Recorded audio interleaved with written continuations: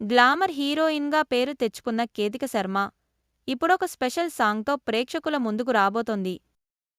నితిన్ హీరోగా వెంకీ కుడుముల రూపొందించిన robin hood చిత్రంలో కేతిక స్పెషల్ సాంగ్లో నటించింది. అదిదా సర్ప్రైజు అంటూ సాగే ఈ హాటెస్ట్ సాంగ్లో ఆమె అల్ట్రా గ్లామరస్గా కనిపించనుందని మార్చి 10 ఈ పాట విడుదల చేయనున్నట్టు ప్రకటించారు.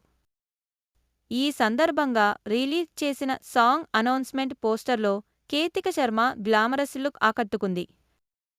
బోల్డ్, స్టన్నింగ్ పెర్ఫార్మెన్స్లతో ఆమె ఈ సాంగ్లో అదరగొట్టబోతోందని మేకర్స్ చెప్పారు.